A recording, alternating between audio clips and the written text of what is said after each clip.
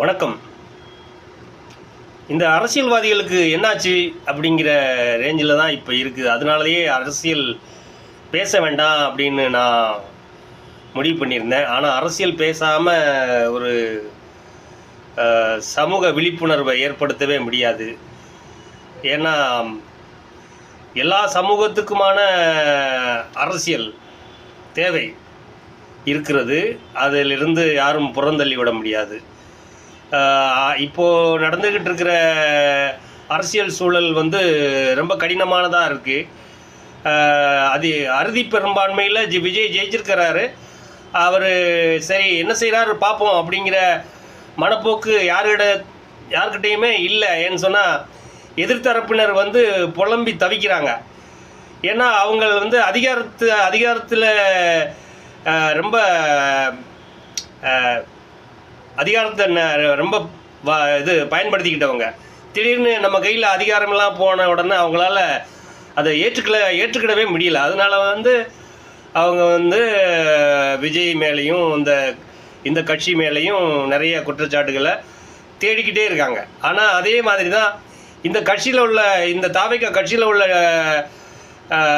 நிர்வாகிகள், அமைச்சர்கள், எம்எல்ஏக்கள் அவங்களும் கொஞ்சம் புதுசு தான் இருந்தால் கூட முதல்வருக்கு விஜய் அவர்களுக்கு சிரமம் ஏற்படுத்தாத அளவுக்கு, அதாவது நீங்கள் சகாயம் பண்ணலன்னா கூட அவர் காலை வாரி விடாமல் இருந்தால் ரொம்ப நல்லாயிருக்கும் அப்படிங்கிற மனநிலையை தான் இப்போ உள்ள காணொளி சமூக ஊடகம் வழியாக தெரியப்படுற விஷயமா இருக்குது.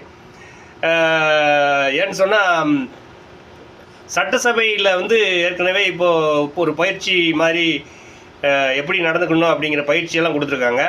ஆனால் சட்டசபைக்குள்ளே எப்படி நடந்துக்கணும்னு பயிற்சி கொடுத்தவங்க வெளியில் போனால் மக்கள் மத்தியில் எப்படி நடந்துக்கணும் அப்படின்னு பயிற்சி கொடுத்தாங்களா தெரியல. ஆனால் அதோடைய பயிற்சியும் தேவை. இல்லைன்னா நீங்கள் சமூக ஊடகம் வழியாக தானே வந்திருக்கீங்க, அப்போனா நீங்கள் திருப்பி சமூக ஊடகத்தில் உங்களை பற்றி என்ன சொல்கிறாங்க அப்படிங்கிறதையாவது நீங்கள் பார்த்து தெரிஞ்சுக்கணும். ஆனால் ஒன்று, இந்த தாவேகாவில் இருக்கிற அத்தனை அமைச்சரும் அவங்களா சொந்தமாக ஏதோ புரட்சியாக ஏதோ போராட்டம் நடத்தி இல்லைனா சமூக சேவை பண்ணியெல்லாம் ஜெயிச்சு வரல. ஒற்றை முகம். எம்ஜிஆர், ஜெயலலிதா மாதிரி விஜய் அப்படிங்கிற ஒரு முகத்துக்காக நீங்கள்லாம் ஜெயிச்சு இந்த கட்சியில் நீங்கள் அமைச்சர்களாவோ எம்எல்ஏவாவோ இருக்கிறீங்க. ஆனால் அதனால தான் உங்களை திருப்பி சொல்ல வேண்டியிருக்குது. நீங்கள் அவருக்கு இடைஞ்சல் கொடுக்காம அவருக்கு ஆதரவாக நில்லுங்க. ஏன்னு சொன்னால் ஜனங்கள் உங்கள் பக்கமாக இருக்கிறாங்க. அதனால் திருப்பி நான் சொல்கிறேன், நீங்கள்